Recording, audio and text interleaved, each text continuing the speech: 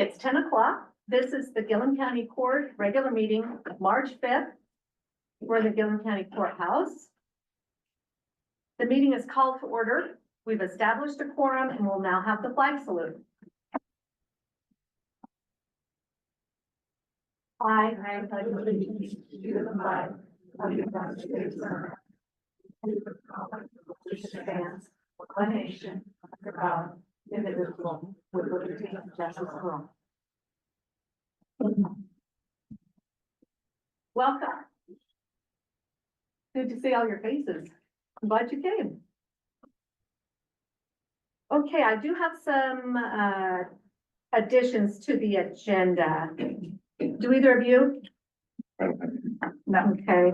I want to discuss the summer youth program and the Ardent Mills rental lease.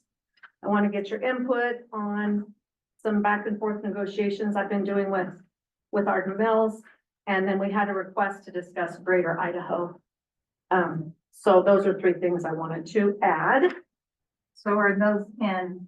No, those are just additions. They're not on here. I mean, are we We're gonna put them under new business.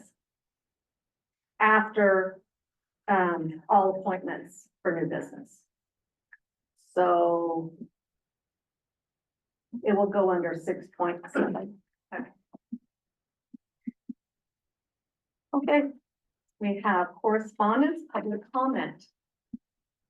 Individuals wishing to address the county court may do so at this time and at other times throughout the meeting. Speakers are asked to raise your hand, be recognized by the chair, give your name and city, and limit your comments to 3 minutes. We have one person who has signed in, Catherine Greiner. Do you want to come up?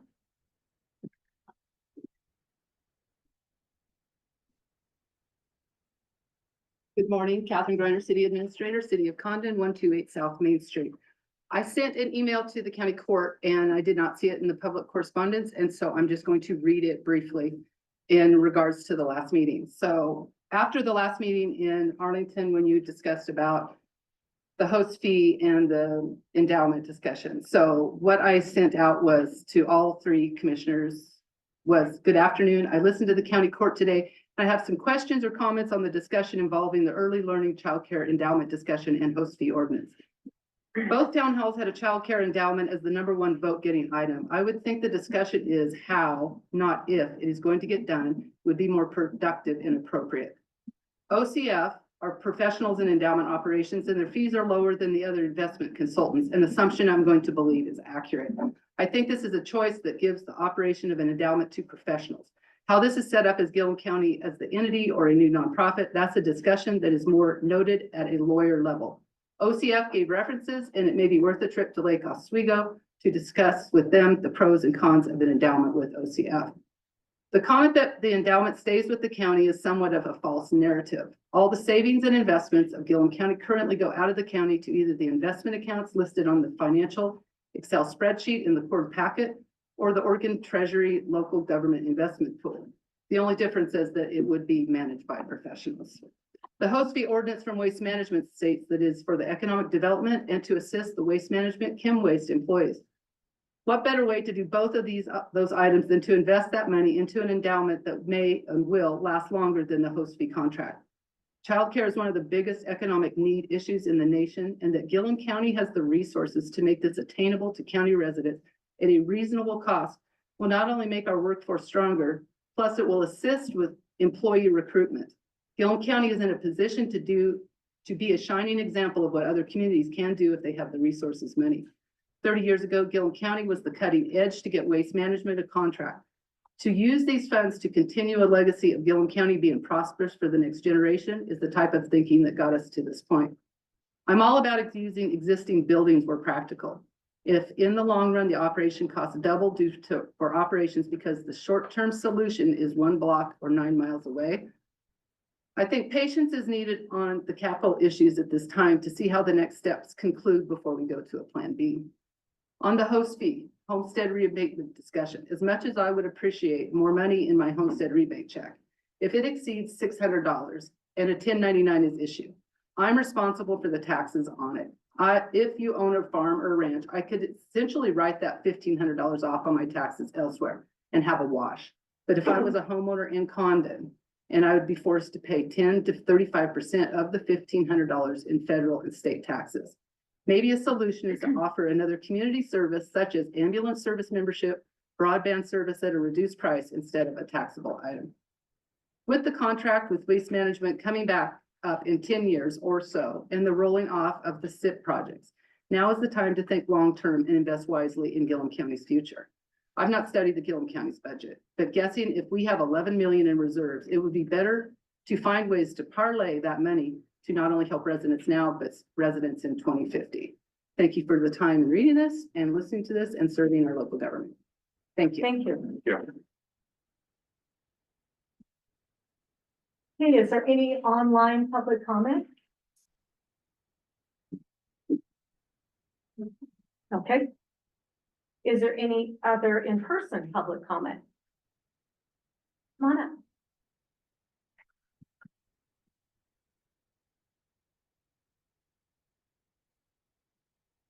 Bad note, Yeah. commissioners.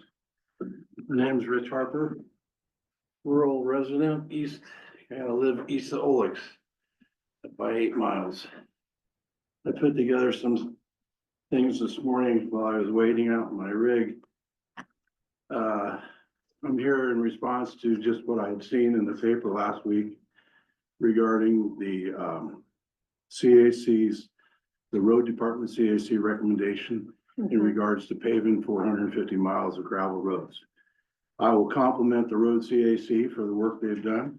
It's good work. And I'll compliment the road crew that we have for doing a good job on whether it's the grading roads or running the rock crusher. But that said, we do have graders. And we have 4 or 5 pretty fancy graders.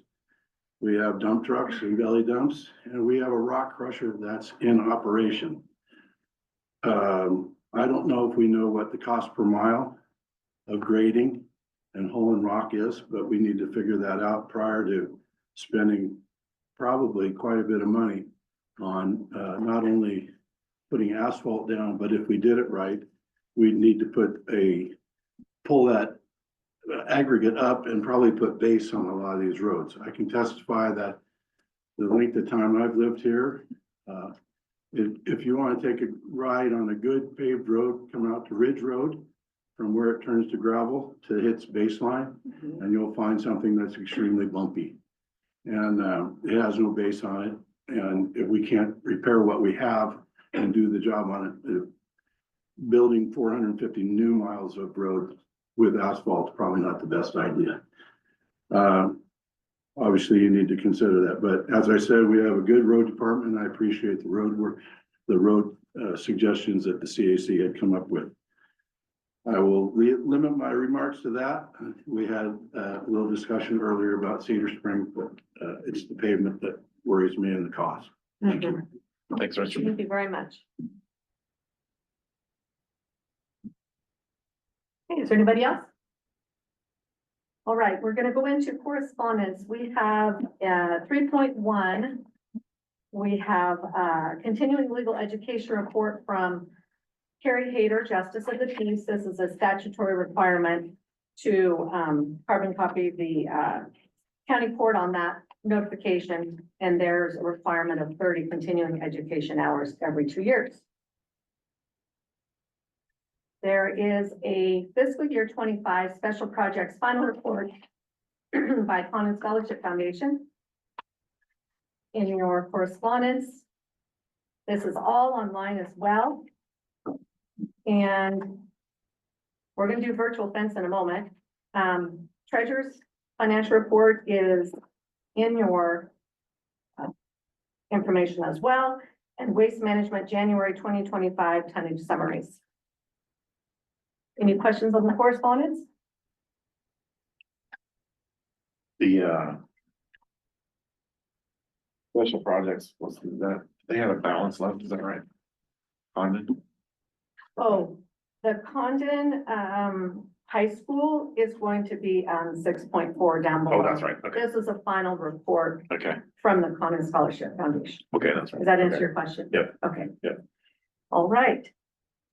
So we will hear from Herb Winters and his crew for the virtual fencing.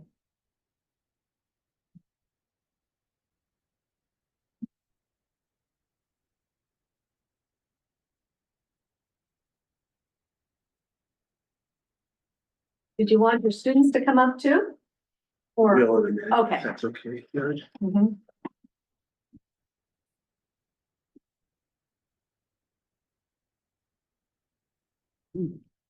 Good morning. My name is Herb Whitmer. I'm the district manager for the Gillum SWCD. My name is Nora Wright, and I'm office manager for the Gillum SWCD. Roger Lathrop, project manager for the Gillum SWCD. Okay, so I'm going to give a real quick kind of refresher about our virtual fence program and how we are developing it. And kind of talk about virtual fence real quick, our goals and actions, the work we've done so far, and kind of our next steps. We have the FFA here from Condon High School. Just want to let the court know how they've assisted us through our program development. And Willow is going to give a speech that she has given in competitions. Yeah. And Mary Lee could not join us, the FFA teacher from the high school, but Nori has a letter from her that she'll read as well. So if we could jump into it, I'll try to do this quickly.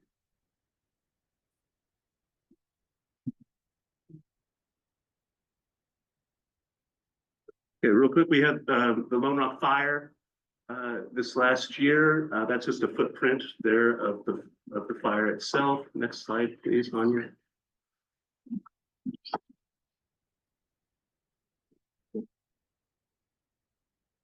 Yes, please. Everybody see? More?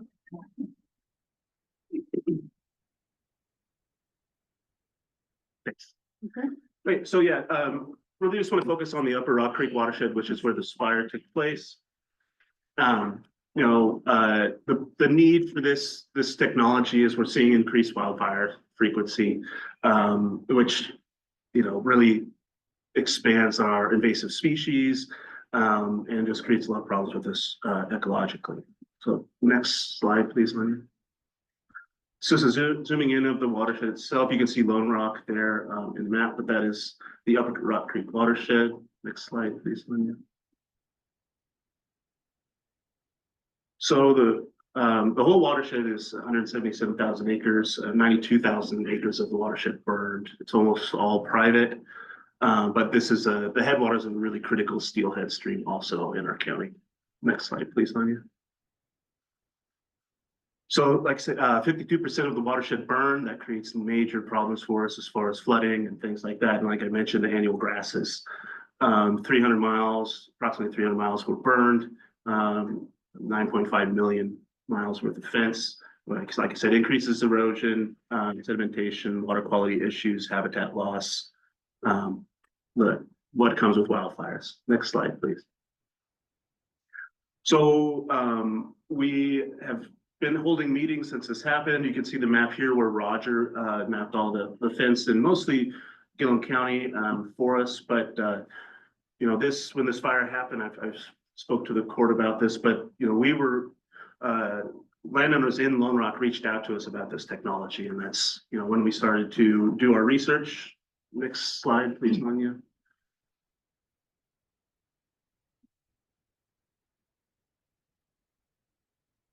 One.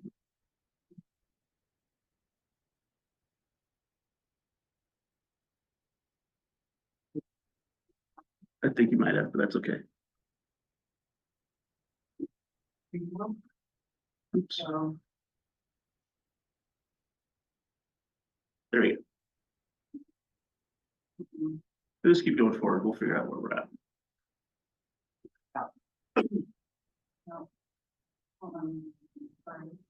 If you just click on that arrow one more time, Anya, should be fine.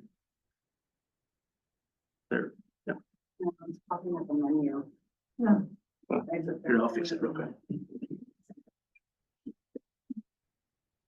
There we go. It was the exit. It was the whole screen. It's one. That's okay. Yeah, so this is just what the collars look like on the table here. think of it as your dog fence in your yard, but the collars go around the necks of the collar of the cows. But this really helps us with adaptive management of the livestock. We can protect sensitive areas, really help us out with post-fire recovery. And can provide access to grazing areas that weren't previously available. Next slide, please.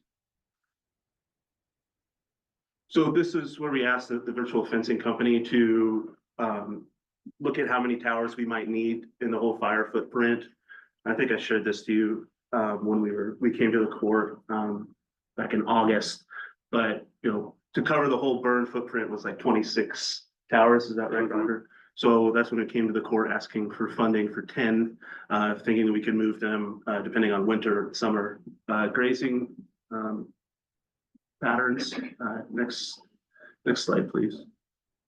That's what a mobile tower looks like on a trailer, so we can move them around the landscape when needed. Next slide, please. Those are the ones that are up by Nori's house, Yeah. Yes. so if people want to drive by. Yeah.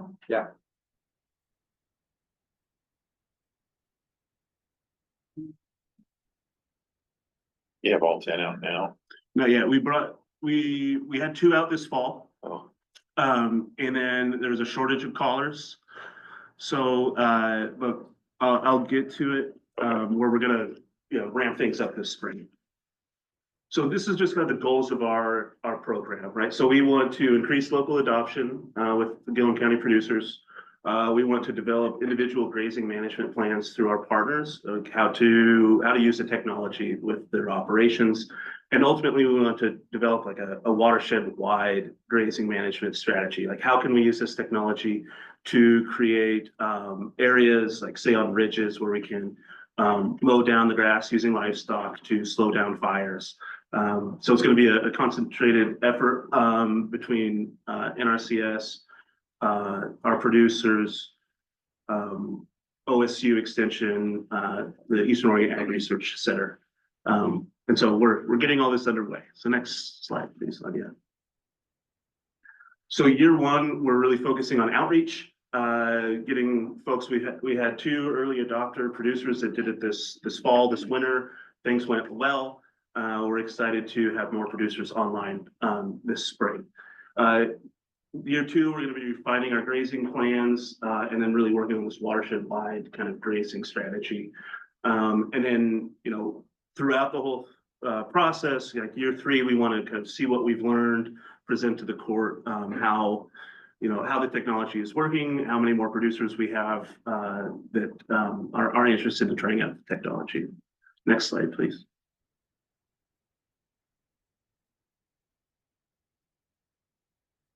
So recall, we came to the court in August, and the court very graciously invested in our program $150,000.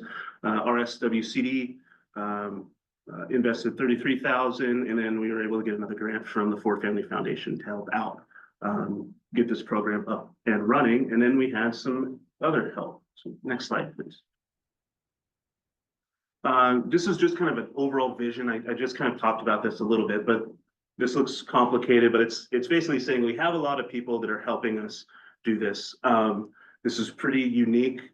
Is in the West, this program. There are folks watching, seeing how we do. Some other SWCDs are interested in maybe taking this model on elsewhere in the state. But these are all the folks involved. We have really, really intelligent folks that are gonna help us. And really the producers we're working with already know probably more about this technology than we do. So we'll learn a lot from them too. So next slide, please. And I'll let Nori talk about how the FFA has helped us and Marilee's letter to the court. Yes, unfortunately, Marilee couldn't come today, but she did send this letter that I will read to the court.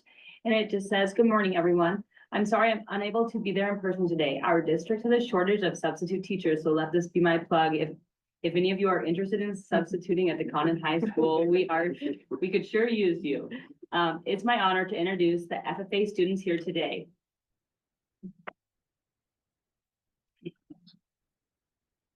and to share a little bit about that great work that they're doing in our community. For those of you who may not be familiar, the FFA is an organization that empowers young people to take an active role in agricultural leadership and community service. At our school, we're fortunate to have 20 students enrolled in our FFA program. That's almost half of our entire student body. It speaks to the level of interest and passion our students have for agriculture, even if they haven't grown up on a farm or ranch operation. One of our core principles we focus on in FFA is learning by doing. Our students are hands-on, and that's what makes this program so powerful. They gain real-world experiences through active participation, and that's evident in the projects they've focused on. For instance, when wildfires impacted our area, our FFA members didn't hesitate to act. They baked cookies and treats and delivered them to the firefighters who were on the front lines. When they heard about the Vents project, they were quick to partner with the Soil and Water Conservation District to assemble the fence huts. It became an incredible learning opportunity, and students from our shop classes, ag leadership, and even science classes all worked together. The interest and enthusiasm from these students has been truly inspiring. Willow, our chapter vice president, took a special interest in this project. In fact, she chose the Vents project as a topic of her prepared public speech, which she has already presented at both the district and sectional levels. I'm extremely proud of Willow and the hard work she has put into her speech, and you will have the pleasure of hearing it shortly. As an advisor, it's clear to me that these community partnerships provide valuable learning experiences for our students. We look forward to continuing to work together on future projects that benefit our community. Before I wrap up, I want to invite all of you to a special event this Saturday. Our FFA is hosting a honky tonk at the Condon Elks at 7 p.m. It's a free event for all community members, and it's our way of saying thank you for all the support they received. We hope to see you all there. Thank you, Marilee Anderson. That's great. Where would you like to? So right here. My name's Willow Ryan. I'm the vice president of our Conan FFA chapter. In early February, I competed at the district level at our leadership development event as an advanced public speaker, and I advanced to sectionals. I chose virtual fencing, not only because my family is involved in it and I saw how it impacted my community, but also because I'm passionate about it. So here's the speech that I presented. As a community service project 2 years ago, my FFA chapter bussed tables with the Gillum County Soil and Water Conservation District annual dinner. It was one of the first times I wore my blue jacket, and though nervous, I zipped it up proudly. As my chapter and I gathered dinner plates over the plenty of dishes, I noticed the room got quiet and heard a presenter open his presentation. My chapter and I listened in on what everyone was so focused on. I remember watching their guest speaker's presentation on the benefits of virtual fencing. I also remember watching every cattle producer in the room roll his eyes and dig their heels in, thinking the same thing I did. Virtual fencing, technology has greatly improved agriculture as a whole, but when it comes to fencing, if it ain't broke, don't fix it. Fast forward to the summer of 2024. My home of Gillum County and practically all of Oregon is devastated by wildfire. In Gillum County alone, 300 miles of fence, some 50,000 acres of grazeland and livestock are lost, leaving producers exhausted, stressed, and desperate. Restoring all that fence could take years, and with winter right around the corner, producers needed an immediate solution. The only immediate solution was the same one proposed at dinner 2 years prior, the same one that earned head chase and eye rolls, virtual fencing. Some of you may be familiar with the wireless dog fences owners use to keep their pets in the desired area. Similarly, livestock fence collars, also known as virtual fencing collars, are electronic devices that help manage livestock without the need for traditional physical fencing. They use a combination of technology, including GPS, sensors, and unwanted stimuli to create virtual boundaries. Here's a breakdown of how they work.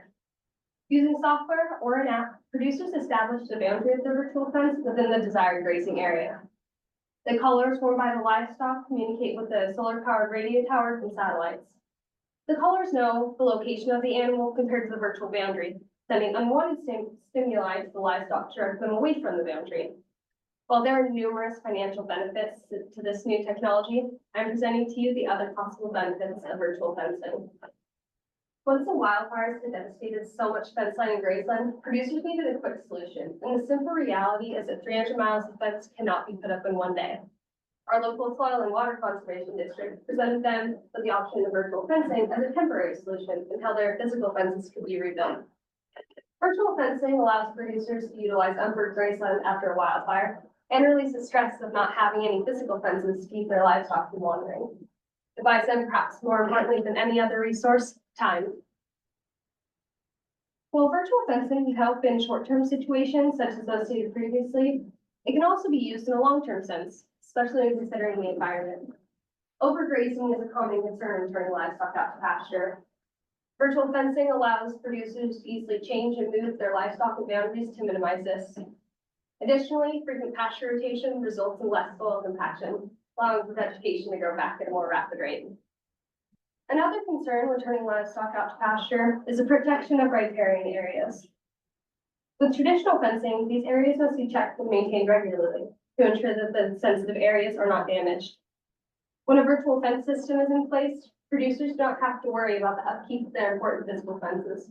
The riparian areas are protected and there's less required maintenance for producers. A large benefit of having a virtual fence system is the convenience it provides. A traditional fence is a physical fence that is not easily movable. When utilizing virtual fencing, boundaries are easily moved or reconfigured to create flexibility and save time for producers. Additionally, physical fences are not able to be placed everywhere. It's difficult to nail posts into bedrock after all. Virtual fences allow boundaries to be placed anywhere and everywhere the satellite signals will reach. Finally, knowing the exact location of each of your animals at all times is not only convenient, but also time-saving. It creates a sense of security for producers. A local producer and family friend decided to take the chance with the new technology after the devastation of the wildfire. I recently spoke with his daughter, a close friend of mine. She explained how easily it was to gather cows now that they knew exactly which drawer or canyon they were in. She went on and on about how she'd never experienced something like that before, and gathering cows was like she had never experienced. With one look at your phone, you can see that all of your cows are accounted for without having to ride out and check on them. Thinking back to that dinner and how I, like many local producers, admittedly dismissed the idea of virtual fencing, I should not have been so quick to make up my mind about the system. Our climate and environment are ever changing, resulting in wildfires becoming more prominent. Virtual fencing can help in both cases, while also being flexible and convenient for producers. Technology has improved agriculture in several ways, and while our traditional physical fences may not be broken, virtual fencing allows for the industry to be improved further. Thank you.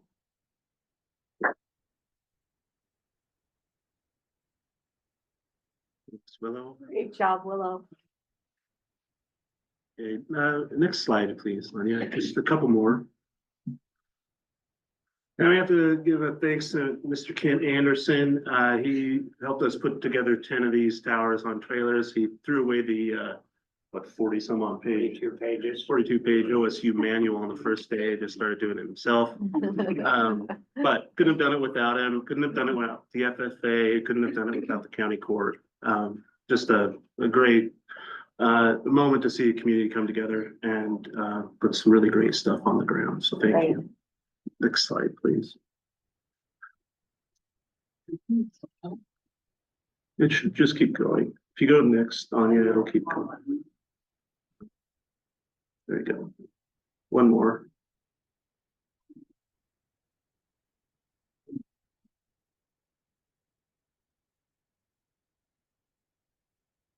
Yeah, if you just double click on that. Okay. I'm sorry. That'll work, and then we'll go to the next one after this. So, yeah, we're gonna continue ramping up on our project. These are just kind of our expected outcomes. You know, basically, this is an innovative solution that we're working on. It's scalable, and you know, the benefits are all across the board. And so, yeah, just want to thank the court again for investing in this program, and just want to go to the next slide. And real quick, Nori and Roger really hit it out of the park. They busted their butts, you know, getting all this organized, and I can't thank them enough. It was a lot of work that happened really quickly. And then, yeah, next step. So was going to continue providing outreach, hope to keep the FFA involved as much as we can. I'm going to keep looking for funding. So far we've applied for an additional $220,000 through OWEB, PERC and FEMA. Most of these I'm not sure about the PERC funding, but the OWEB and FEMA funding, I feel really confident that we'll get that. We're already being part of virtual fencing workshops. One was held on the 29th of January. We had really good turnout. It was hosted in Ontario, but we did a little satellite deal here in Condon. And you see the picture on the right is when we kind of after the workshop, we met with our local producers and started talking. But really moving forward, 840 head planning to be collared this spring in association with the Lone Rock Fire. We have producers with another 325 animals that they're interested in trying out the technology. So we're going to keep growing, hopefully, and keep applying for more funding. Like I said, this is an interesting model that I think people are watching. Morrow SWCD, our neighbor, they are going to probably do something very similar. So yeah, it's very exciting, and so we're just getting started. But we've got everybody we need to help us, and I look forward to giving you more updates. Do you have any questions? How much are the collars per? They're $40 a piece. Go ahead, Roger. The lease is $40 annually and the batteries are $10 a piece. And the towers themselves are around $15,000. That's with the trailer and installed and everything. So the kids build the things and then can't put them on the trailers? Yeah. Good job, guys. No, the kids were outstanding. Just a quick, Roger and I built 2 of them in the SWCD parking lot in the Arctic. And there's like 300 plus volts probably for each one of them and countless other pieces and components. And that was just what we were doing. And all of the smiling faces and helping hands and a heated shop was amazing to build the other 8. So they were outstanding and willing. We couldn't have done it without them. I just want to say great teamwork. Thank you for being the driving force, and thank you for the kids for being part of something that's going to help your community. Thank you. Yeah, and a big thanks to Marilee too. I mean, she never says no. No, So, thank goodness. Yes, that's great. Do you see a problem getting enough collars to do what you need to do? Like I said, we had a collar shortage, this winter. I'm assuming that's because they were selling a lot of this equipment because of the fires that happened. I don't know. I know Roger's been talking with Vince, and I don't think that we're anticipating future shortages. No, they typically, towards the end of the year, they shut down sales for a couple of weeks. And while they did that this year, they had some issues they wanted to correct with collars. So they expanded that from a couple of weeks to more like 6 weeks to clean up some issues they were having. I talked to the Vince representative yesterday, and they're coming out of that backlog, and by the end of this month, they should be able to provide as many collars that are needed. Yeah. Good. Good. Anybody else have any questions? All right. Thank you. Thank you. If I could, very quickly, just make the court aware of something that our SWCD, this doesn't have to do with virtual fencing. This has to do with the Ag Service Center here in Condon. I'm sure you've seen all the government's, the Department of Government Efficiency and the work they've been up to. I just wanted to, like I said, make the court aware of some developments that we're watching closely. On February 26th, the Office of Management and Budget and the Office of Personnel Management issued a memorandum outlining requirements for federal agency workforce reductions and reorganizations as part of DOGE.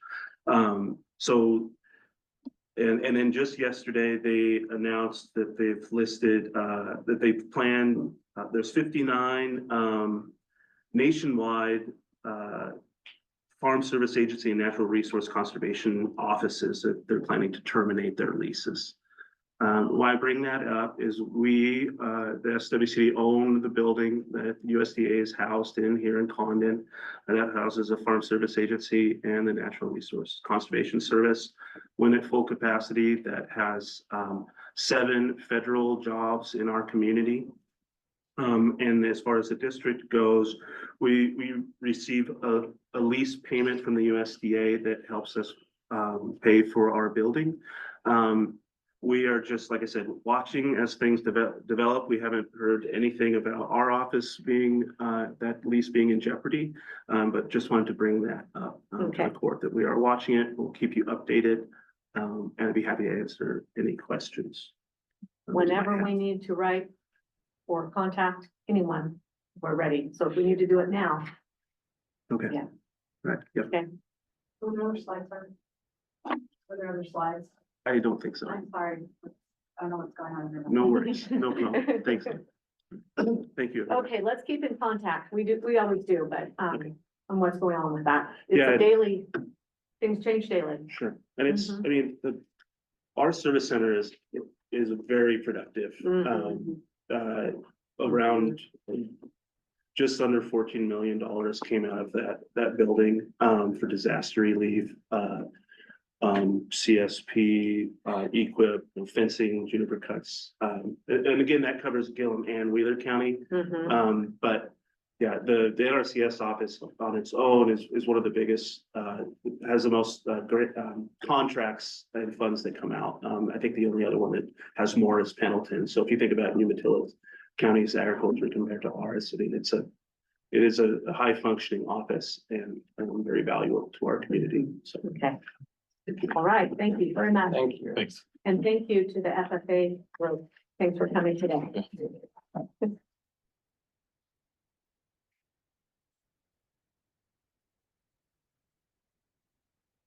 Okay, next we have the consent agenda 4.0. Consider approval of regular meeting minutes February 5th and February 11th town hall meeting, and consider approval of bills pending review. There any discussion on the consent agenda?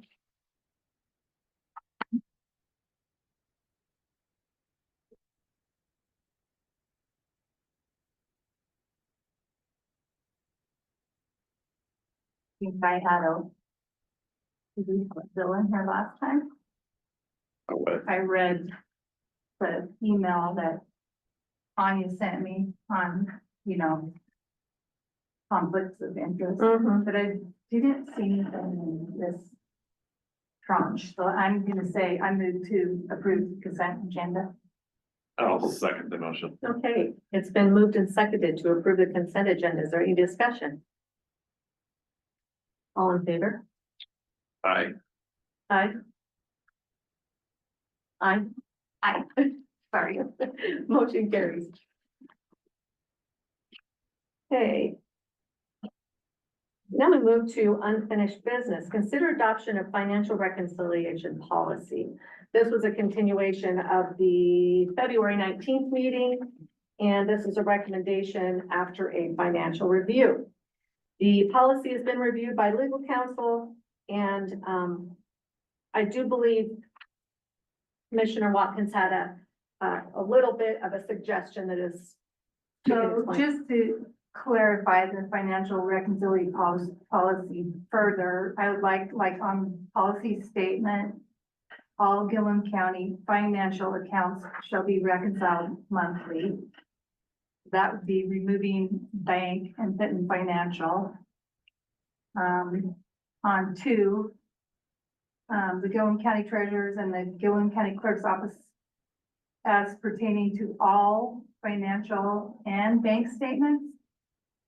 Statement reconciliation is what I'd like to add in there. Does that sound right?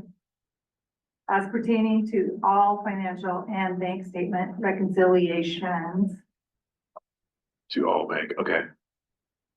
And then under 3, it'd be the same thing again, validation of all financial accounts instead of bank.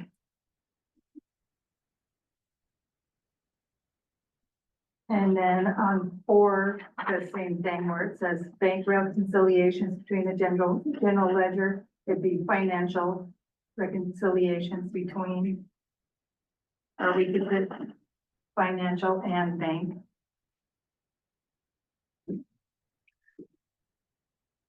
Just go with financial and bank accounts on that.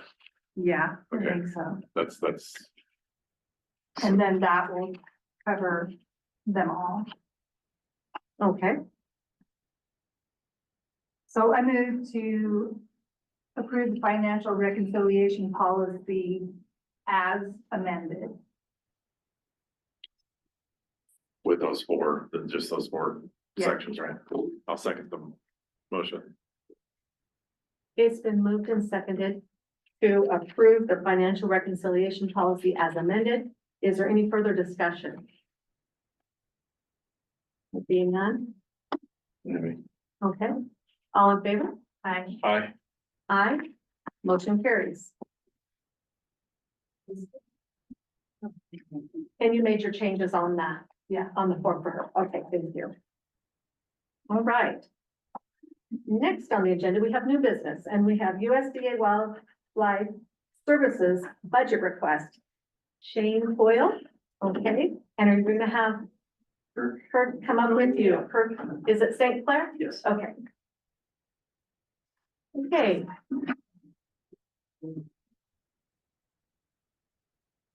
Yeah, thanks for having us. So I'm Shane Coyle, I'm the district supervisor. I'm over in LeGrand. mhm, And Kirk is your local mhm, worker here. He's gonna start by giving you a report okay, of what he's been up to recently. all right, All right, so in the last year since I've been here, I've been getting to get out, know everybody, shake a lot of hands. I've been focusing on signing up new places and places that have not been signed up for, like upwards of 25 years. It mhm. makes me pretty happy when I can get, somebody back on board that hasn't been involved in a long time. I'm gonna ask you to speak up just a little bit more. Sorry, It's okay.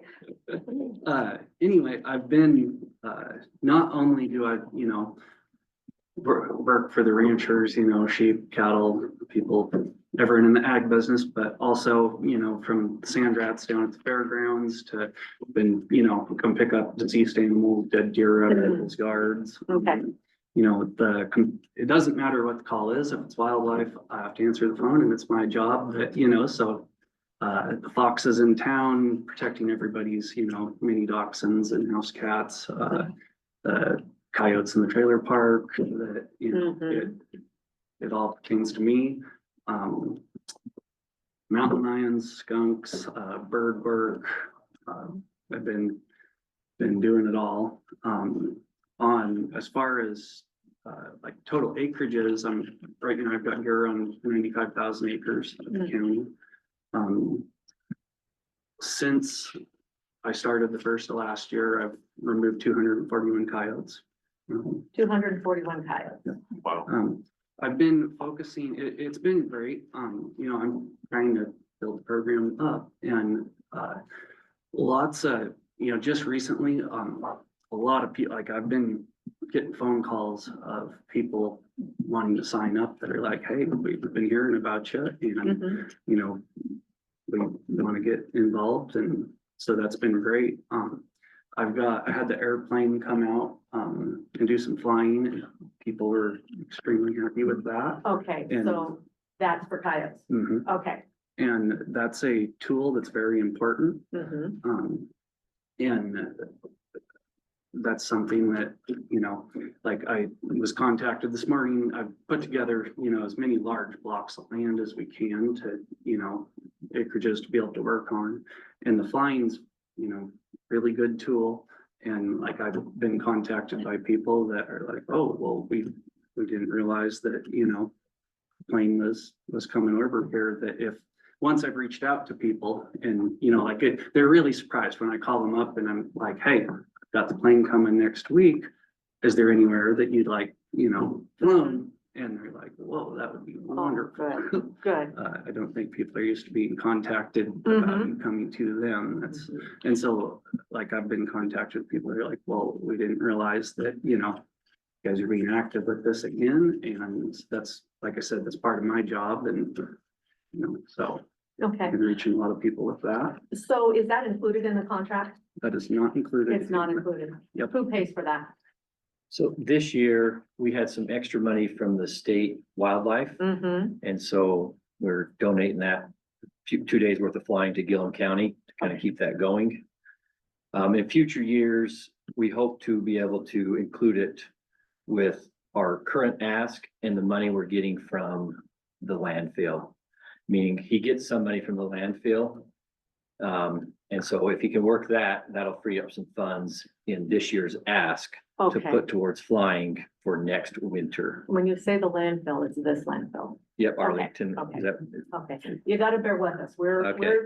There's a couple of new commissioners, so I'm learning. okay. So, about the flight, is that a fiscal year? Is that on a fiscal year basis, or Ye- when you say this year? or is it- Season, yeah, Season. it's this fiscal year, like this is our season now. Okay, And so we can do another flight, another day okay, this month or next. And then next winter, January, February, March, whatever. We hopefully, if we can get fully funded, we can Mhm. do several days of flying. okay. Pete McGilligan, I don't know if you've heard from him, but he I haven't. contacted me, so Okay. about a flight. Okay. So, I wanna That's reach out to him. And that's what me and Shane talked about, you know, with because sometimes, you know, people discuss like, well, you know, ranchers want to pass the hat to, you know, fund flying or, you know, it's like, well, I would prefer to keep that in the county Mhm. dollars than Yeah. make it, you know, people's individual responsibilities. Mhm. It's, Okay, So Shane, do we have like a rough estimate of what that dollar donated, what, I mean, Um, I was just curious. I mean, I know it's expensive, I'm sure. I could look it up. $2,000 is on top of my head. Oh, okay. that's- Yep, I was thinking it was more zeros. yeah, yeah, that's the word, well, that seems low. Let me see, hang on. and the thing with the plane is, you know, when individual ranchers start putting up money or, the, for flying, you know, it's one that I just feel that, you know, county tax dollars, Mhm. if then everybody gets to use the thing, you know, Right. like I'm the one that I know where it needs to be going and where we need to focus on, and I put Mhm. together the polygons that as to where it's gonna go, and that way I feel like everyone gets included. The one more comment on the passing the hat idea for the plane is that it becomes a very administrative burden for him to drive around and get $100 check from him and $1,000 check from this guy, and then me to kind of keep track of that. Of, okay, exactly, did we fly right? And if someone gave us an hour's worth of flying check and we don't fly an hour, we fly, 45 minutes, then they're left with money on the books, so we gotta keep track of that. We don't have the ability to cut checks, right. give it out. Mhm. And so it's just, we can do the hat thing, but it's just, it doesn't work Mhm. as good as trying to get a lump sum Mhm. out of the county. I understand. And on that, like with the landfill money, you know, we asked that, you know, for me to be fully funded, and then the landfill is what, you know, but towards flying going back into the county. Mhm. It's one where if I'm not fully funded, now I have to start leaving the county to go make up the difference that removes me from the county, and, Right. you know, that I'm here to serve the county and do my job, and I need to be here to do that. Okay, so as far as numbers go, last fiscal year or the current fiscal year that we're in, contract was 83,000. And this ask is 107,500, which is $24,500 increase. Correct. Yes. Yeah. Okay. And as far as animal, it's all kinds of animals. You explained that. It's not just certain species. Yeah, a great deal is protecting sheep and calves from coyotes, but it's everything. And I've been surprised how many new calls, when you get somebody new in a position, their network expands of who they know. And, yeah, I don't think we did beavers in the previous years, stuff like that. It's just, there's been a Okay, increase in diversity yeah. this year. All right. So I think one of the biggest questions I get is who's the county trapper Mhm. and how do I get a hold of him? So I don't know if that is something that we can put on our county website. We should do that. We should have a Because page. that is a question and I'm always like, I'm not sure, and And I have plenty of business cards. if Okay, anyone good. wants Yeah. Give us each one of those and we'll put it on the website. Business cards, yeah, you can do the website. Yeah. And just, other counties have done that as well. Yeah, okay, that's a great idea. Thank you. We also have, Is it you live in the Ole's area? Is that Yes. correct? okay. We also have a social media page, which is looked at, so that helps. So, That's what, it's one of those that, people, everyone likes to talk about coyotes and that, everyone sees coyotes and it's, if you're not part of the solution, you're part of the Mhm. problem and it's like, Yeah. let's get, you need to here, know, we sign need to everyone know, up and. get everybody on the same page for you. If you're not signed up, you can't do anything. Okay, all right. They need to find you and you need to find them, and we'll help you do that, okay? Perfect. All right, I had a few more questions, let's see. So I read in your letter that you need a commitment letter of intent by June 15th. So did you want to take time to think about this? And since the Will numbers this are come up new. in the budget process? Yes, it will. It'll come up in the budget Yeah. process well before, Mhm, yeah. which So might with- be a good spiel to come Mhm. to that. Yeah, so. Okay, so we will go ahead and get through our budget process and then we'll send you the letter. Okay, yeah. Okay, all right. Is there anything else you wanted to share with us? No, just thanks for your time and Okay. All right, that sounds good. I just want to recap that, a flight or multiple flights will be part of this potentially, the yeah, increase. it would give us essentially $10,000 Mhm. because that's what we got out of the landfill. And so the salary he used at the landfill would free up $10,000 here. Okay, because that's gonna be I think, an important selling point to the increase. And so that's roughly 6 days worth of flying. 6 days. And don't quote me on that because the Okay. weather changes and Approximately. we only fly a shorter day, but yeah. Okay, yeah. So you did, what was 200 and, where were you concentrating on the areas? Just Everyone, everywhere? everyone that calls me. Yeah. Mhm. That's, if the phone rings, I'm calling you back and we'll do something about whatever you. Well, be prepared because we're gonna It put it on seems our like online page. As the deer move into Condon more, so do the critters that follow them. Yep, and that's one that, every spring, all of a sudden, everybody's seeing lots of coyotes. When the breeding season starts, you start seeing 3 to 4 together. And then once they den, that's when we get the most calls about people seeing coyotes. And that's why, in like, this last flight,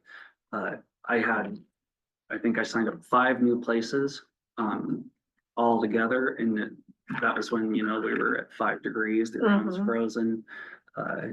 It's like, hey, those are places that, yep, I can go and do stuff at. But in the situation that we were in, it was like, plane is the best tool right here to mitigate that, to just get a jump on this and take care of things. Now, if you just take care of rodents, I'd be super happy. And birds. Yeah. Okay, But thank you. thank you very much. Thank Oh, you. You have a question? Yeah. Yeah. Right, Thank you very much for your time. Thank you. Thank you. Okay, the next item on the agenda is LS Networks Bridge Funding Amendment and Broadband Update. There's a phase 3 addendum to the existing contract with Lightspeed Networks. I'm gonna read to you just an email from Nick Green, who is helping us with our broadband funding. And he says, included as a draft phase 3 agreement. Section 3 will need to be filled in, and section 3 is the amount. So that's what we're gonna discuss today. Section 3 needs to be filled in with a not to exceed amount and an effective date after you have had a chance to discuss this with the county court. We budgeted $150,000 as bridge funding for Morrow County, and yours is a little less complex. So I think somewhere in the 100,000 to 150,000 range or, an extension will cover you for 12 months, and hopefully by then we will have federal funding awarded. He says there's every indication that BEAD will survive. What he means is the federal, what's going on with the federal government. But I think delays are inevitable given the current changes underway at the federal level.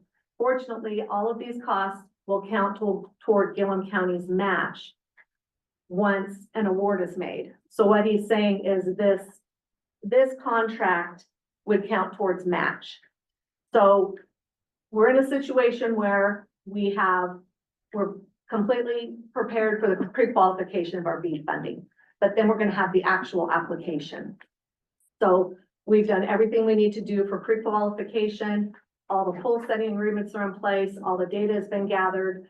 But this contract will get us to the point of, award, if we get the award. So that's the purpose of this contract. And the BTAP, which was the study, that grant expired, February 28th. So it's between now and 12 months from now would be with the length of time. So whatever we authorize, the Mhm. match, we'll get matching. Well, it'll go towards the match, yes. Match. Mhm. Yeah, qualify towards the match. So what this is a bridge agreement for engineering services to continue the project design for the BTAP period of performance through the award or final decision on the BEAD program funding. So as he said, between $100,000 and $150,000 is the range. We could do this one of two ways. We could do one agreement to close out this fiscal year and then do another agreement for the remainder of the 12 months. Or you could do middle of the range, $125,000 for 1 year from today.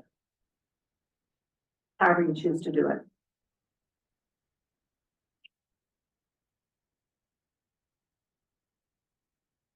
If you're not comfortable with the big number and you want to wait to go to the budget committee, we could do a monthly from now until the end of the fiscal year. Well, I think we've went this far. that- Yeah. We're in it now. Yeah, yeah, so. We don't want to lose the people we have. This is like brain surgery. Nobody can do this, but the people who have the expertise. So we need to keep the people on the line that understand our system and can get us to the end of the award. Yeah. So we just wanna go with 150. Not to exceed. Yeah. Mhm. So we are. You could also do We're 100. just approving the phase 3 Yes. addendum. Mhm. Okay. You could also go with 125 because he does say that it's a little less complex. So I thought middle of the road between 100 and 150. That'd get us 12 months out. 125 or 150, it's up to you. What you want to propose? So the 125 will get us through, you're saying? 12 months from 12 today. months. I think expired 28th February, the last one. Mhm. You okay with that or? I think we should, I mean, we're only talking about 25,000 at Yeah. that point, that we should just go ahead and approve the addendum and hope that it's less. So 150 is what you're saying. Yeah, Okay. not to exceed the 150, Mhm. Okay. because that's what they're saying, it won't exceed that. Yeah, Correct. exactly. Okay, so the motion would be To not exceed 150. approve the, you can just title It's it. the, I move to approve the phase 3 addendum to the Gillum County Engineering Related Service Contract with Lightspeed Networks. Mhm. Not to exceed. Not to exceed that $150,000 additional technical assistance grants. Okay. I'll second the motion. It's been moved and seconded to approve phase 3 of the Gillum County Engineering Services contract with Lightspeed Network for Speed engineering and program funding. And in the amount of not to exceed $150,000. Is there any other discussion? All in favor? Aye. Aye. Aye. Motion carries. Okay, thank you. Okay. Next on the agenda, we have funding request to replace withheld property tax appeals funds. South Gillum Rural Fire Protection District and South Gillum Cemetery District. Would you like to come up? Hello.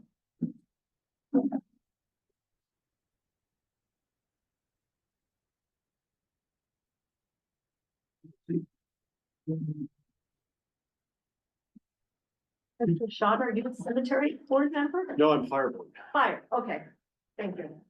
I'm Kevin Potter. I'm the chairman of the South Gillum County Cemetery District. Court's in possession of this letter that I've got in front of me already, Mhm. and I'm just gonna kind of follow its format for comment.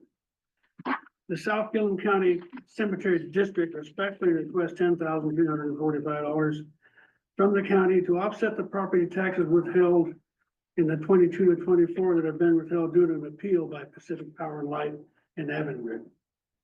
Due to the multiple year property tax appeal of the Pacific Power Light and Avangrid in North Gillum County taxing districts, the county has taken the necessary steps to withhold money to pay back potential tax appeal loss.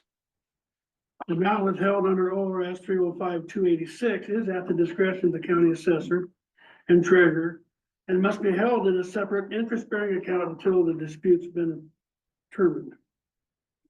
Tax distributions are determined by an approved distribution list dictated by law under ORS 311-390, which distributes taxes and withholds a potential refund credit. Even though the district doesn't have land in the Pacific Power and Light or Avangrid area, all amounts in these areas must use the approved distribution list. This appeal process and required distribution process has put a hardship on our operation. District is unique in that it doesn't collect substantial fees to operate, but instead an overwhelming majority of these expenses are paid by taxes collected. The district's total budget for expendable resources is $102,715, and the amount withheld is 10% of our budget. Going off a letter a little bit, as a cemetery district, we don't have readily available large amounts of income other than the county tax assessment, a few donations. In memory quote from 2023, the last 20 burials we had, 15 of which were interment, which is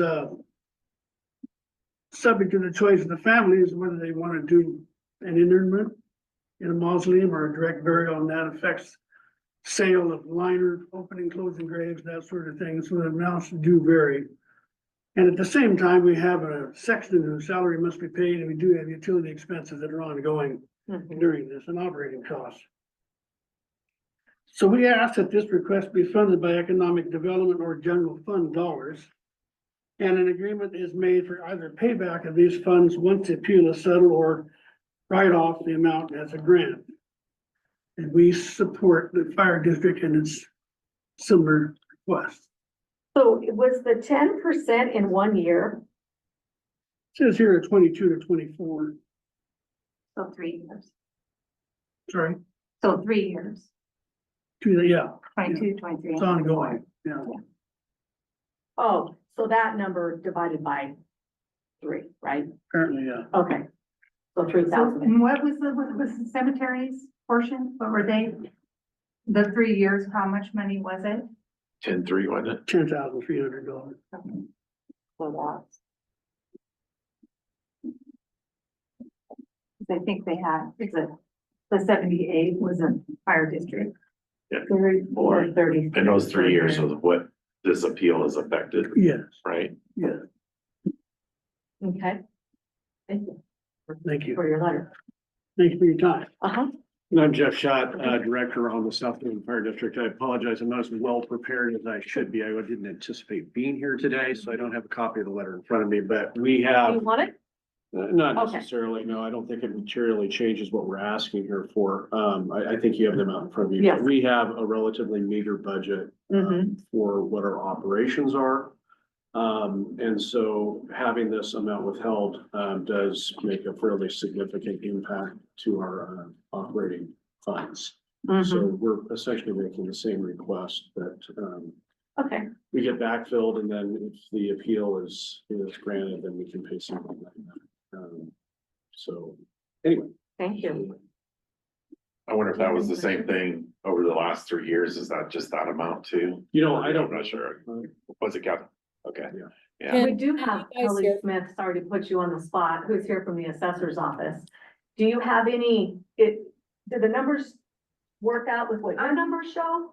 Yeah, so I'm a little confused on, some of the dollars. The cemetery budget says that they have $102,000 total budget, and that's not what I'm seeing on their budget. So I don't know if we can get together and maybe sit down and talk a little more deeper about what exactly their financial hardship is. How they're looking at their budget, maybe they're not including reserves, maybe they are. I think maybe a sit down and discussion, dive in a little deeper might be a little more eye opening. Okay, Yeah, and as far as the fire, when I'm looking at theirs, they did budget $44,000 of property taxes to be received this year. how much? 44,000 Okay. in taxes to be received. And let me just pull up the turnover here. We have turned over almost that much already this year, not including our withholdings, so. So let me ask you this, did they do that? Did they figure out $44,000, figuring that they were gonna be shorted I don't for know. budget purposes? I Because don't that's know what I what would the be budget asking. Purposes were here, but Because- they budgeted based on the amount we have turned over this year almost, so. what Shannon has Yeah, so I think a deeper dive into where the hardships are, a good conversation, meeting with the minds and, discuss Okay. where things are at. Can I get a clarification? You're talking about where the hardships are. Mhm. I mean, I think that it's very clear. I mean, I get their budgets of what its budget is, but it's not actually what their expenses have come in. I mean, I think it's clear that this has affected their insurance and everything else. Well, we haven't we haven't been able to sit down and really talk about what their expenses are this year and where they are short. And so I just like to have a bigger conversation. I mean, is the assessor's office gonna go that deep on No. everyone's budget? Okay. No, I mean, that would be You're that's still just talking my about the county court, suggestion. county Yeah. court. Yeah. Yeah. This is just an area of expertise that the assessor's office has. This is all new to me. I've never even heard of this since Yeah, I've and been it involved hasn't for been a lot of problem years. in the past, Mhm. but Pacific Core, Right, is our top taxpayer. yes, They bring in the most money, and being a utility, it's volatile anyway as far as what their values are gonna be. And so their appeal has really affected us, and Avangrid is our second highest taxpayer in the county. mm-hmm, So yeah, it's our top two taxpayers countywide, so it has been a big new Right. experience and. new experience. And I mean, the only thing with these two, and I think Shannon might be on the line. I think she said she wanted to be here. She's on it. She might be able to. Can The you thing guys is- hear me? What we come back to is they have no way to backfill this money that they want, whereas the rest of us. And so the fire department, especially the fire department, I'm going to put them one step up, is they're required to mutual aid, all their equipment and things like that, that they don't get reimbursed. Mhm. And so, I mean, I get if you guys want to look closer and ask questions to them, but I wish Shannon was on here and could chime Yeah. in because it's. Can you guys hear me? We're not paying their firefighters huge salaries that are, and I think she pointed out that Their insurance is $19,000 this year. I'm just concerned that if this goes on longer, these two entities are may have to come in and ask for operating accounts like some of the other entities. Right, we would, Which actually, and I mean, that might be a thing, is maybe they need to fill out a grant form instead. I thought of that too. The amount that you're losing, you could apply for a grant, there has to be turnouts and other things that they could put in a grant. I'm Yeah. thinking of solutions, but this is my worry. Because my job is to keep Gillum County solvent. There's gonna be other strategic investment programs that are gonna drop off, a huge one soon. And I'd like to reach out to legal counsel, because if we're gonna pick out a few to help, where are our responsibilities to all? I just didn't want a cautionary, it's a cautionary thought I have, because I went to the North Health District meeting, and it was brought up there.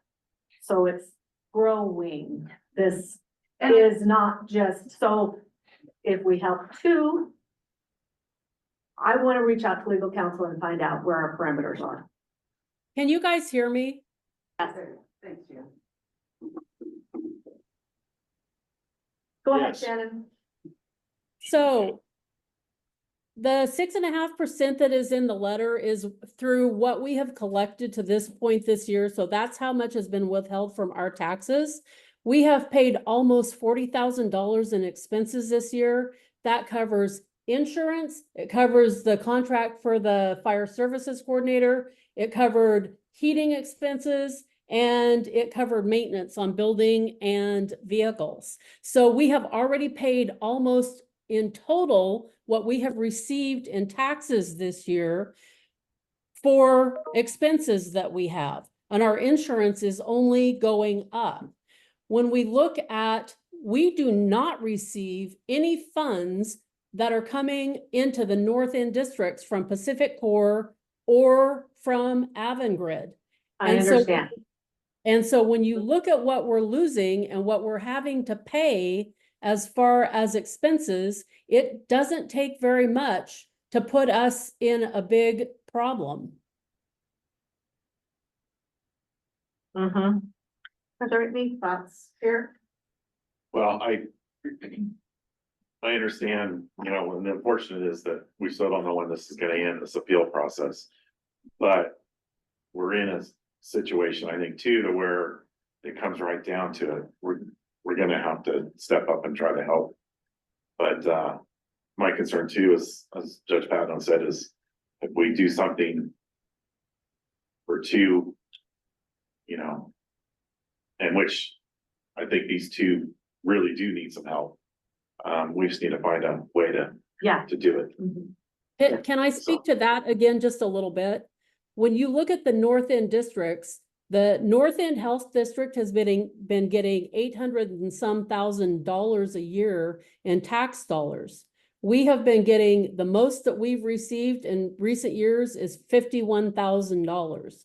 So when you look at that discrepancy, I'm not asking for you to change what's happening in tax dollars to the North End, but that is a huge discrepancy. When you look at the fire district on the North End, they're getting $530,000 a year. We're having to make the same kind of payments for things, for insurance, for maintenance, for those kind of things that other fire districts make that are getting much more in tax dollars.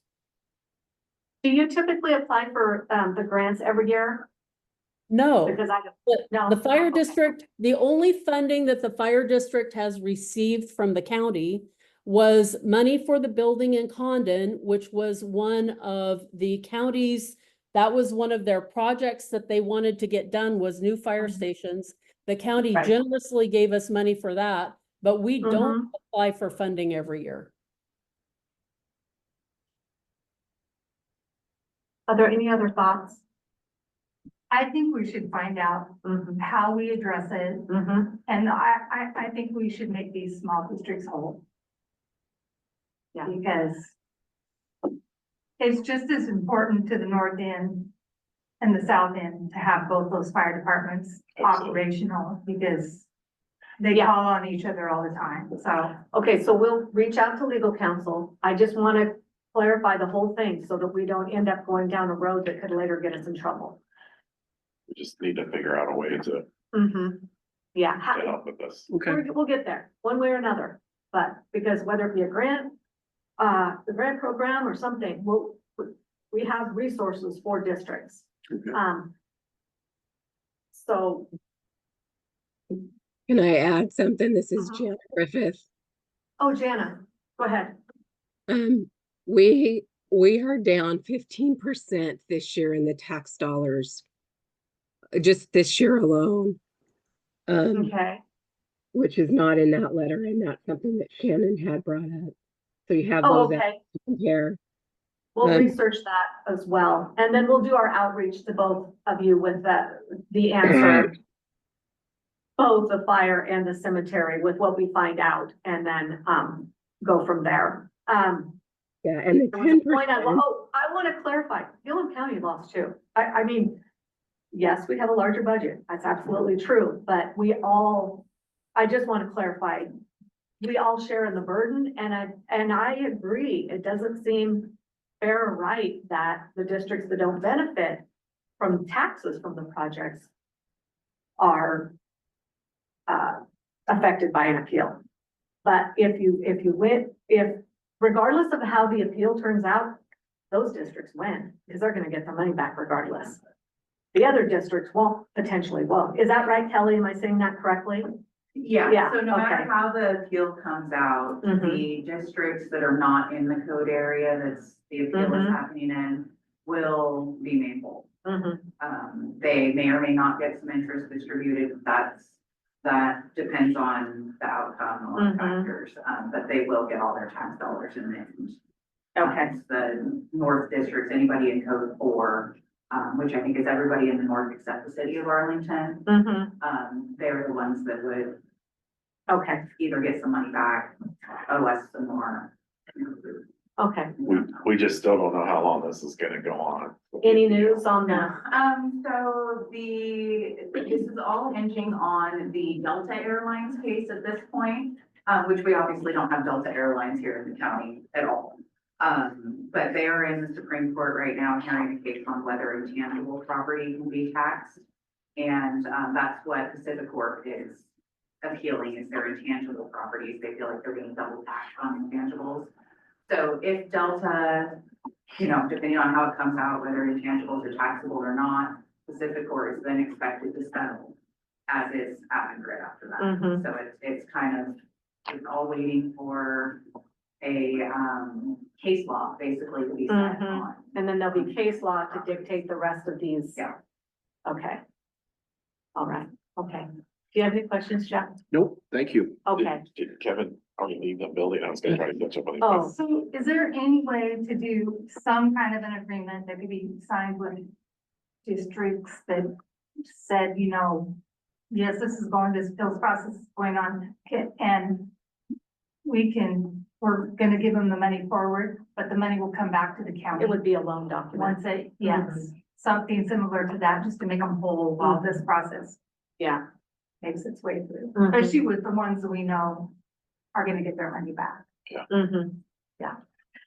Okay, Right, thank you. just Thank you. stay in communication with us to make sure that, we're talking. what we want, yeah. Yeah, we want to keep you guys going. All right, thank you. Have a nice day. Okay, thank you. Okay, fiscal year 25 special projects grant modification request from Condon School District. This one is just stating that a balance of, the amount of the award, the original amount of the award was $28,500. We were able to purchase much of the equipment at a lower cost than originally estimated, and will have approximately $8,200 remaining in grant matching funds when the project is complete. We would like to request a modification of the grant agreement to allow us to purchase various athletic equipment supplies with these remaining funds.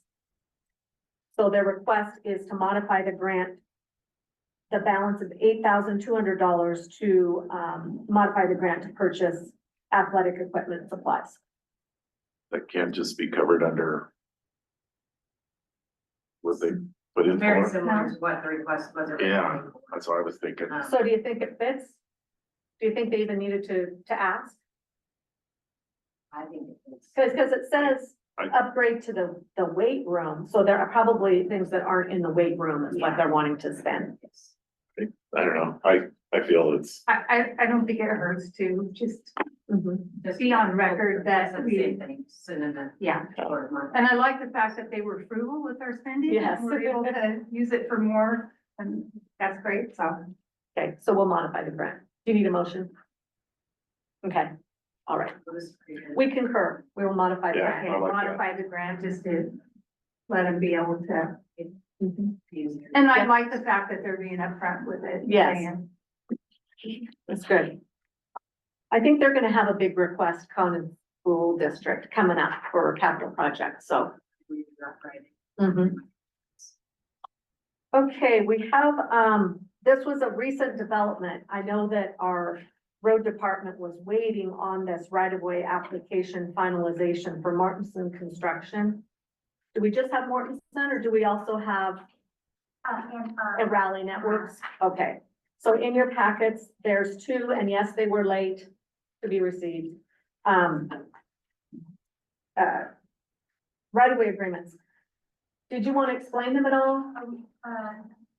The one for Mortensen is for the repower at the wind farm. We met with Mortensen and had a great yesterday and was able to do with them, the sheriff's office and the fire and the ambulance. They gave us a estimate of May to September for the repower. They are just wanting, they submitted quite a few different right-of-way, permits. They really need to, we can get a better map when we receive a clean turnaround and then an entrance into their way down there for them people there. So it's just crane turnarounds and egress and, Doing that with them, I want to say 2 or 3 weeks ago, and we been playing with them safety plans, so he's aware. okay? it's like This duties. is something that we need they need in order to start. They're being held up from this Yeah. particular application. Do you have any questions on the first one? I move to approve the right of way for Morton's Construction as presented. I'll second it. It's been moved and seconded to approve the right-of-way application for Mortensen Construction. Is there any discussion? All in favor? Aye. Aye. Aye. Motion carries. And then we have one for Rally. Rally Network, South Gillum County, and it's for fiber. Is that correct? Okay, Berry Fiber. Okay. But this is just for buried fiber. Okay, We just met with them also.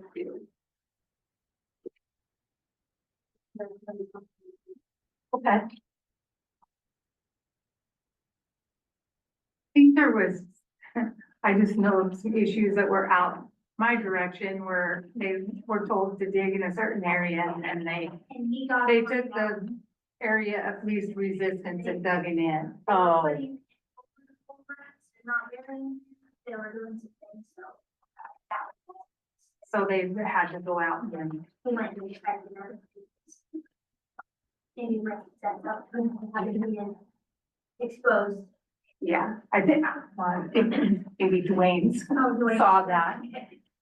Yeah. Cause I think they were supposed to be off the road and then they were digging in front on the edge of the road. Yeah, So that's all incorrect. Yep. Okay, that, yes, on Snapchat, that's where that was. yeah, okay. So they're lined out.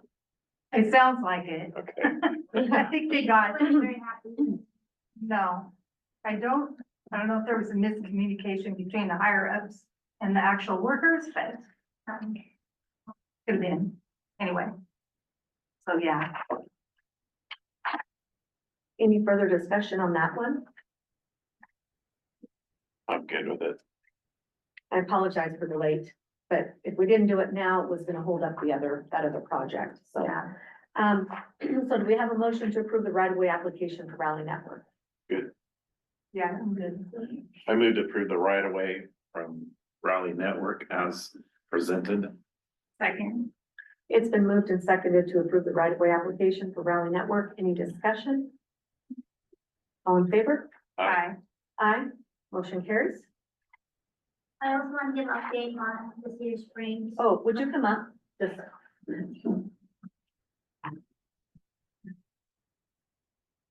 So we negotiated with Anderson and Perry, and they submitted a contract to us last week. And so we sent it to legal, so we're just waiting to hear back from them. And that'll come back to us. And then we'll give it back to you Okay. guys, just make sure Great. the county's happy with everything. Okay. So Sounds So good. when will they start surveying everything? It's, I'm not sure. It depends on how long legal counsel has it. okay. I thought they were open to And the getting estimate, going pretty quick. yeah, and the estimate was The- significantly less than what Yeah, the county had estimated, Oh, good. we had estimated Good. that, so. yeah, it looked like So where about did it end up being? I wanna say two some, a two. little over two. 15 Yeah. to 25 or something. I know, because we were, I think it visited half of us. Yeah, Yeah. yeah. Did you have a question? No, I have a statement. What's the statement? I would like to thank the road department. Get it on site. Shouldering. They got all the shouldering done on the county Wow. roads. Just Yep. kind of narrow. Good, People won't drive off the road anymore. good. Yeah, we got that too, out their shoulders, yeah. Yeah. Right, yeah. Yeah, it helps a lot. And then busy. That's good. This weather's they've been able to. I do saw all you that. on the show. Okay, Haley, did you have anything to say or are you just observing? I apologize for not addressing you No, sooner. I'm just trying to stay in the know. There's a Okay. lot of stuff going on that's Uh-huh. potentially affecting us. Okay. I want to catch up with you. So the next thing we're gonna talk about, I'm gonna address the email about the summer help, the after-school program. So I think we got through our entire agenda. So now we're just to the additional items. So we're going to new business, and this is discussion of summer program. So I mentioned at our last county court meeting, when we had in Arlington, February 19th, about, having met with public health, South Gillum County Health, and Condon Schools, about a summer program, and then any needs for after-school care. So let me just put aside the after-school care right now. Let's just talk about summer. There was discussion at that meeting about that it would be maybe better to hire a full-time person, and was there any need for a person that could help manage some after-school programs for kids in addition to summer programs?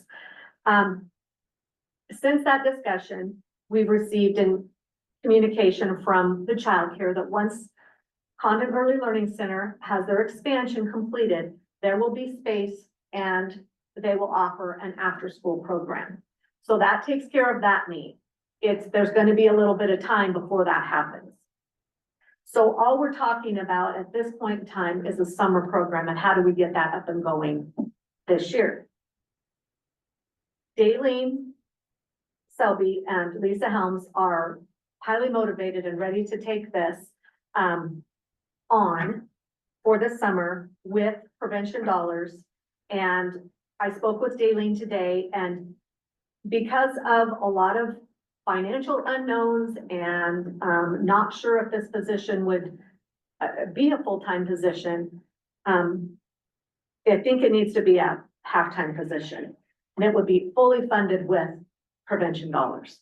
The only thing I want to talk to you about is if for any reason they are short in funds, if we would be so inclined to provide some gap funding to keep it from not happening in the summer. They have 60, I think they said $61,000, and they think they can do it with that. If there ended up being a greater need later on, perhaps the job could become full-time, I don't know. But right now, I think the best thing that we can do is a part-time position. It's a lot harder to have to tell somebody they don't have a job than to add to their job. Go ahead. I'm just saying, if they like what they're doing, we would hire them when Oh. you know, it would be an Oh. awesome switch. Okay. Yeah. Because my idea is to have one responsible adult, Mm-hmm. and then hopefully some teens, Mhm. because they get off of work or they get out of school at 3:30, they could come over and help with the program and then Mhm. back to school in the summer.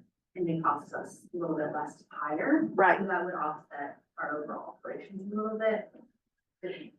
The other thing we were discussing, just in our brainstorming, is So There- we have after to use school- sorry. just a second, that we were, talking about, coordinating programs, like the Condon Arts Council had something after school, if there'd be a way for, the person to help coordinate that. So, Yeah, that would be great. I think, Mhm. again, if we just, I don't want to, just similar to like the grade school, mhm, anyone who's worked all day till 3:30, they're Mhm. burnt out. And then to have a second wave of children come Yeah. in is just really hard. So I want to have it a little separate.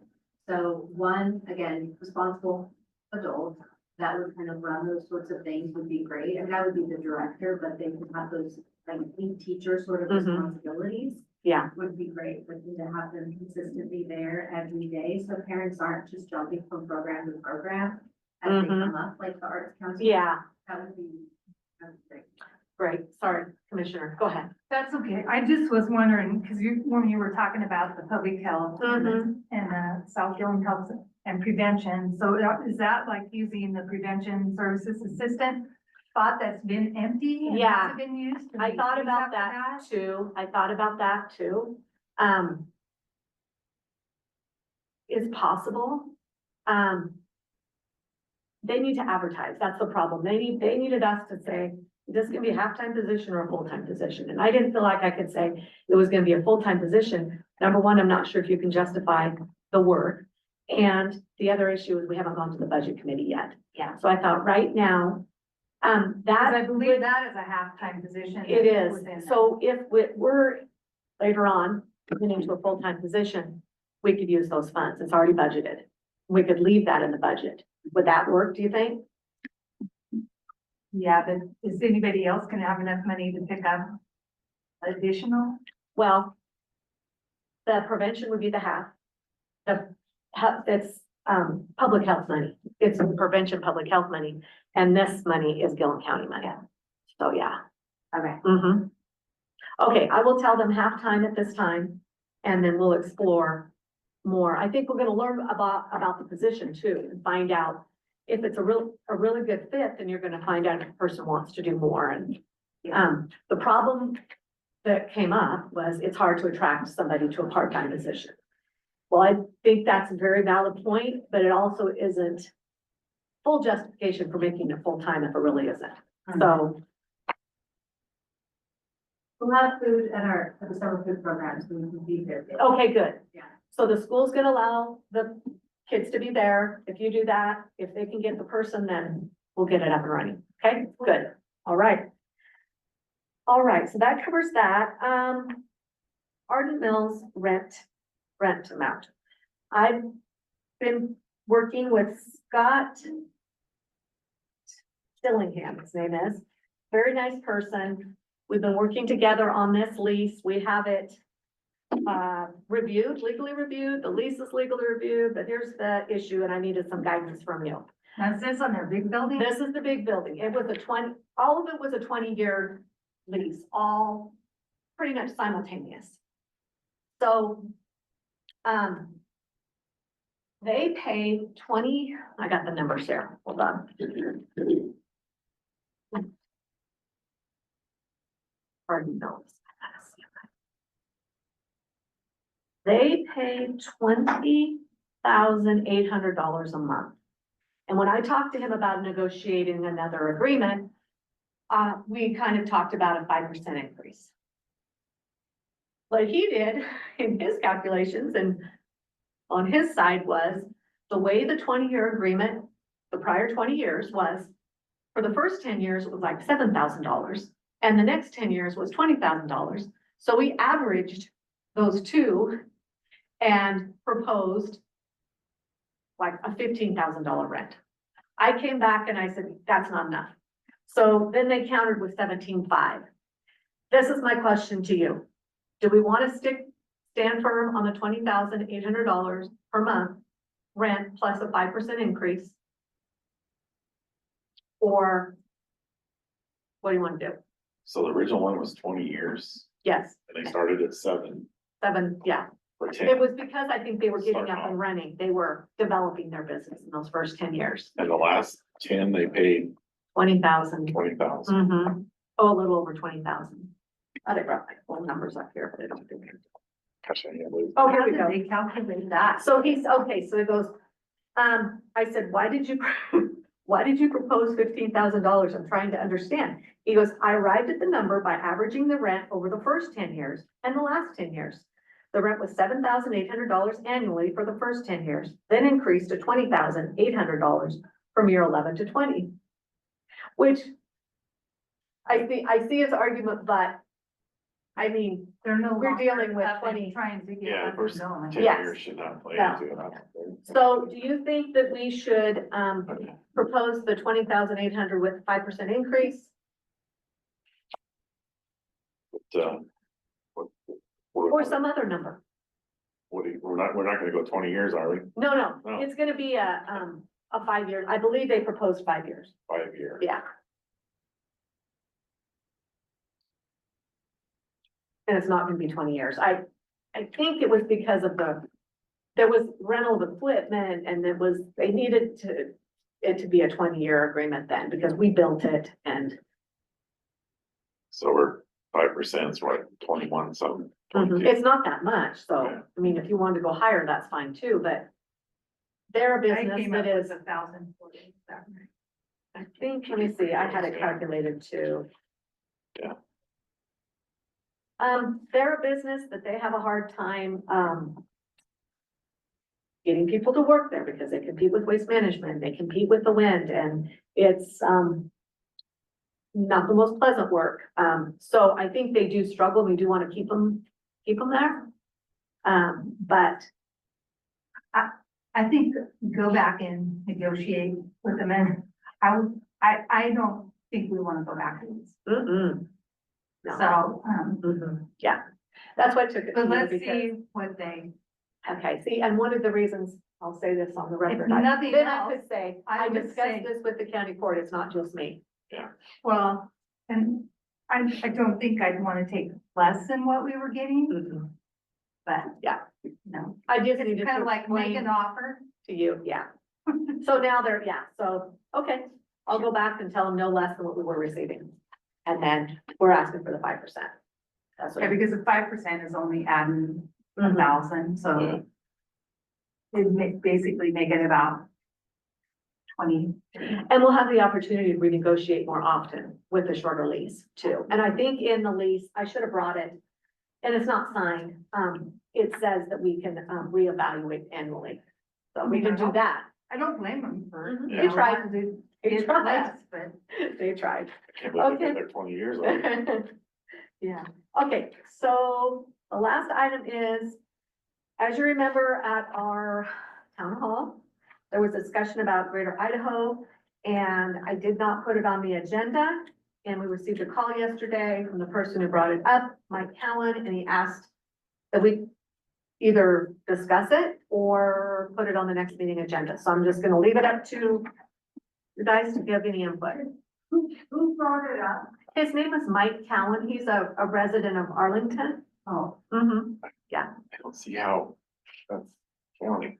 it Or- has to go, I think all the ones that have done it, maybe talk to one of the counties that has voted on it.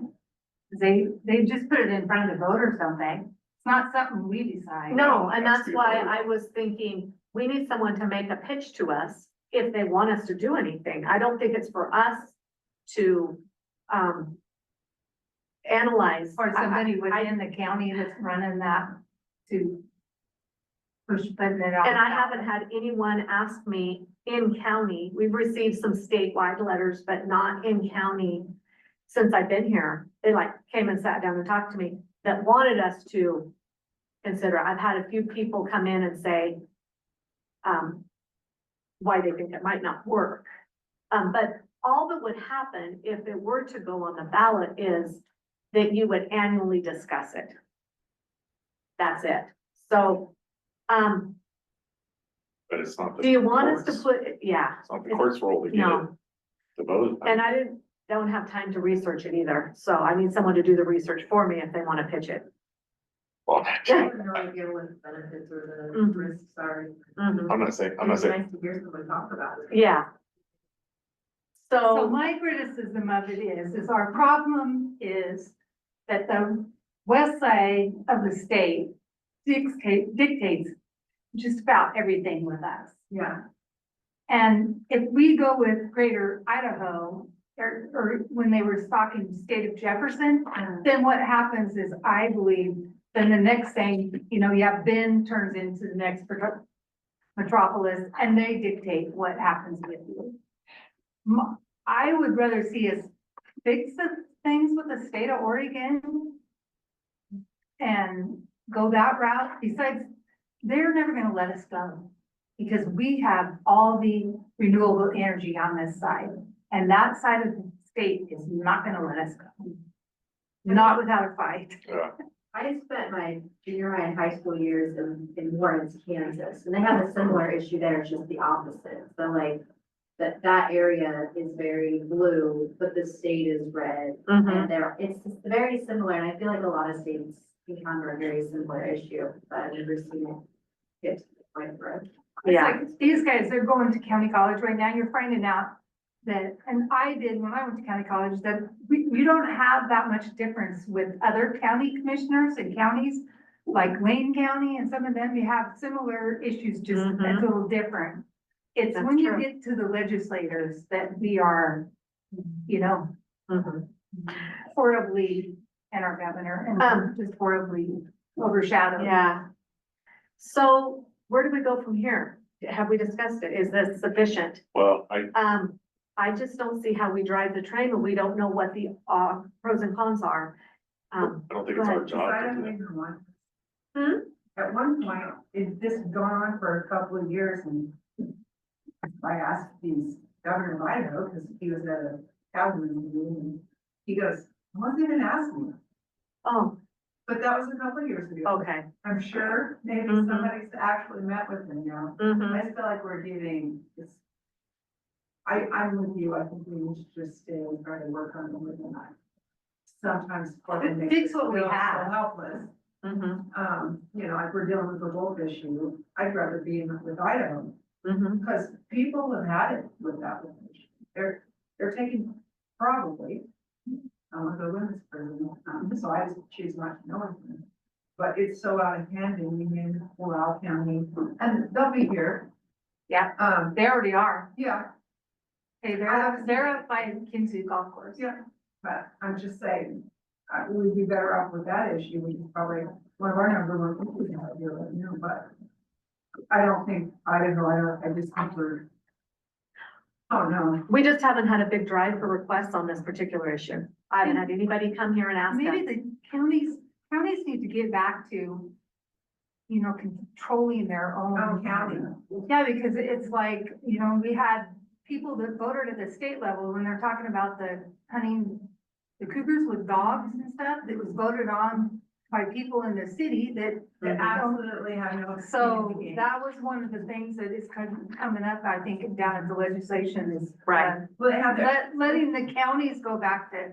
Just like Control, the, county just control. like the fire We designation. were down there last week talking to them about 777, which would reimburse, ranchers for having to have wolves on their own private land.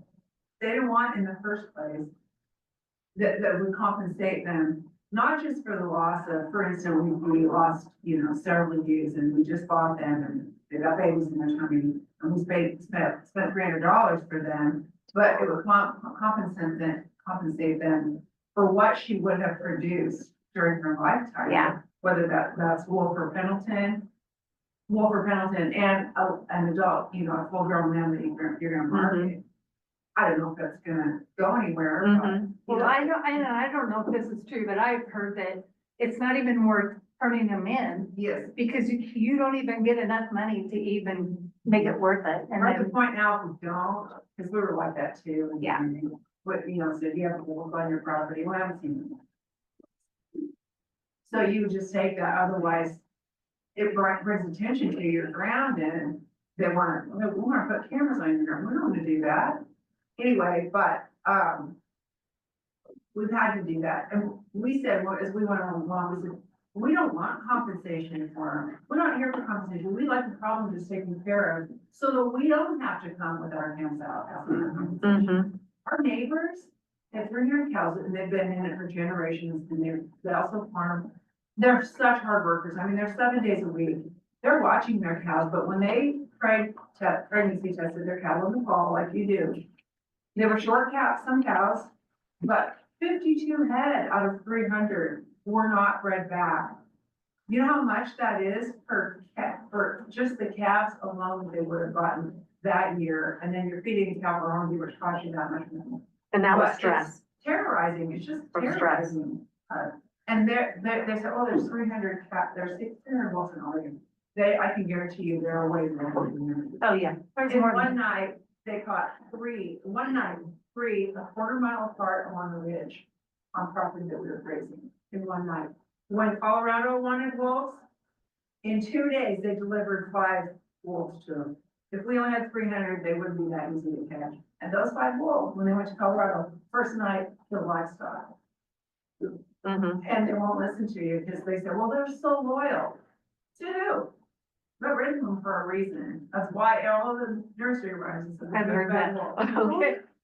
Road just had enough. I mean, you know, if they won't let us control them. And it used to be too, if you said we got a livestock kill, oh, yeah, and Debbie would come out and look. And they said, well, it might be probable. We don't get paid on a probable. And really, if they're only gonna pay you for the value of that animal laying on the ground right there, not worth it. That's why. And then, oh, yeah, and Debbie says, well, ranchers are poaching, they're poaching. And we can't have that, turn our ranchers in for poaching. So we had an incident this fall and we lost 800 ewes and some of them were still walking around with their guts hanging out, dragging them in the dirt. So, but we were gonna go by all their rules, because Sky, he's pretty honest guy, but we're gonna go by all their rules. And it took them weeks to tell us what we could do if we could. Well, you can shoot them if you see it happening. Well, they're coming in at night. We've got Flandry all around, which we use all the time. We have invested in guard dogs and all the feed. We buy dog food by the pallets. And the wolves are out there howling. They didn't come in and kill anything, so everything around us, but they're howling. You're never gonna be able to turn loose like that. They're just waiting for a chance, right? So they finally, Sky says, no, we gotta trap them. So they finally let us, we'll let you trap 3 and we're gonna collar 2, and you can shoot 1. We've been tortured for all these weeks when they're obviously killing, right? They're a bunch that need to be taken out. So. Thank you. Yeah, sorry. We're gonna conclude. Preaching. So what is your, thanks for your, I think it needed to be said. Thank you. So Yeah, thanks for your story. I'm sorry. Okay, so what do you have, But it goes report? back to Leah, controlling our. Commissioner own- Watts, Yeah.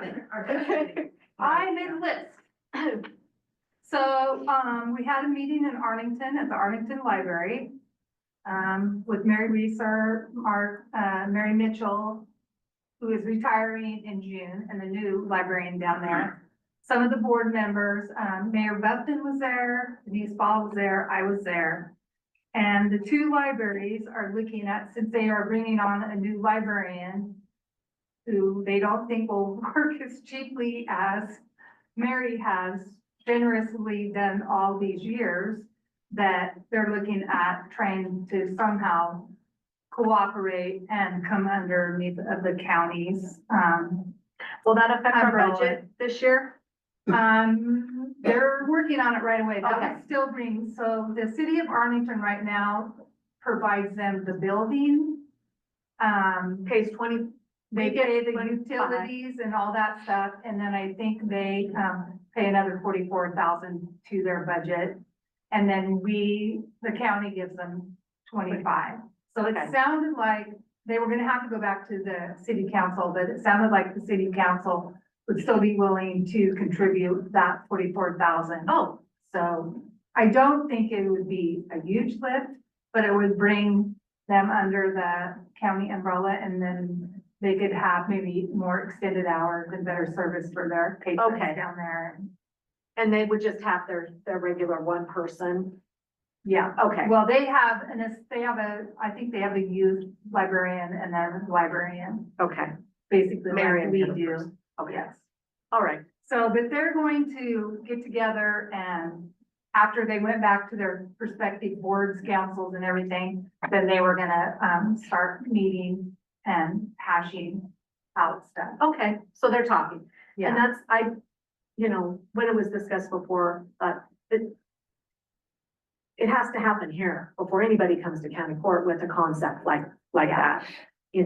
It has to, if it's not gonna work on that level, then it's not gonna work if it's, well, and I think it'll be a perfect example for everybody to look at, that for the north end and the south end can actually get together and work and be cooperative, and they Good. do a lot of their own same services Good. and stuff like that. And they're already cooperating. I think Mary takes books there. Mary Reeser takes books. I don't know if Mary's on. okay, But Good. anyway, they're moving it forward, so. good. I attended the Norcore meeting.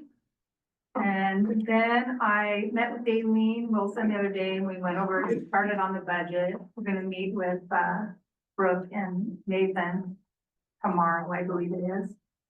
And anyway, she showed me pictures of the construction that's going on right now at the clinic, where they're using those, the COVID dollars and then some of the modernization Mhm. for their, going in, and they fixed the surgery room and stuff. So that's moving along, and it sounded like it was on, schedule. Good. So, and then, the only other thing I wanted to ask is when do we want Daleen to come in and give us another public health update? I probably would be good for her to do it, the next Condon meeting. Okay, Because then that'll be close to budget time, and then we can talk about the summer program for kids. okay. So, Yeah. okay, I'll let her. you'll get a hold of her and let her know. Thank you. That'd be great. Mm-hmm. So, good. The one thing, Grant, before you go, I found out through, Sheriff Betancourt, I said, who does the Norcore budget? Who deals with those numbers? And so Gary said, the board member, so here you go. Okay. So these two numbers, the adult and the juvenile, will need to be, adjusted to whatever you discuss at your Norcore meeting, and then get it back to Brooklyn. Yeah, are you done? Yeah, Oh, okay. I'm done with mine. Yeah, Other than, I just wondered, because I was thinking about this when I was sitting through the Norcore meeting. Would it be better for me to just go ahead and go through the April, May, June meetings with all the Norcore discussion on budget? probably would, because I'm gonna be at county college. There, Okay, thank you.